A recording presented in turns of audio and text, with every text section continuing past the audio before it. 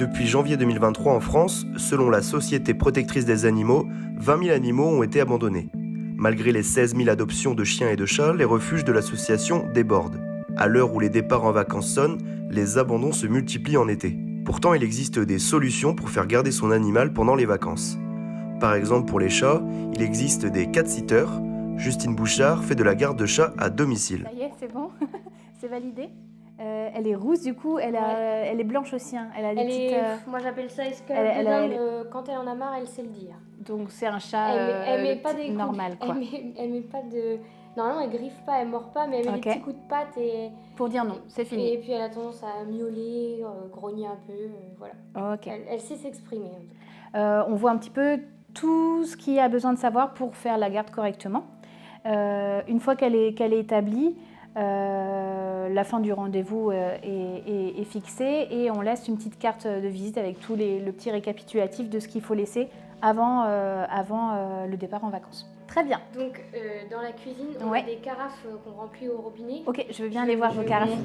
Et CatBnB donc, existe depuis 2018, donc ça fait 5 ans que ça existe et que du coup c'est de la garde à domicile. Pour les chats, quand leurs propriétaires sont en vacances, nous on vient à domicile pour pouvoir les garder. Tout simplement. Donc on a un petit peu pour tous les budgets et ça permet justement d'avoir une solution pour les gens qui n'auraient pas de solution pour garder leurs animaux pendant les vacances. Autre solution également, les pensions. À Retier, dans l'Ille-et-Vilaine, Emmanuel Guimont est ouvert toute l'année pour accueillir des chiens et des chats. Donc là ici c'est la pension historique. Donc les chiens ont des box individuelles et dans le fond de chaque box, je ne sais pas si on le verra à l'écran, mais il y a une porte. Et la porte donne sur le parc de détente. Et ils sortent à tour de rôle. Tiens, prends ça. Tiens. Ils sortent à tour de rôle de manière individuelle pour ne pas gérer les conflits. Voilà. Donc ils se partagent le temps. C'est un métier que j'aime bien parce que c'est un métier où on rend service aux gens. On rend service aux gens, on rend service aux animaux. C'est-à-dire qu'il y a un tarif par nuit. Nous, on a un tarif constant toute l'année. Il n'y a pas de supplément en vacances. Et donc là, on a des grands box individuels.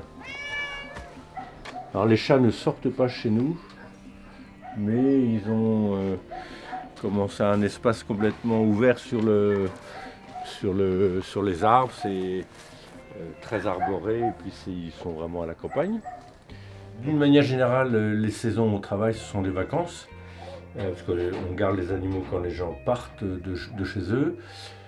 On va dire qu'à partir des beaux jours, quand les gens partent en week-end, où il y a des mariages, donc on intervient très souvent. Donc la grosse période de travail, c'est, on va dire, avril-septembre. Considéré comme un cas de maltraitance animale, l'abandon d'animaux sur la voie publique ou dans la nature est puni par la loi, passible de 3 ans d'emprisonnement et de 45 000 € d'amende.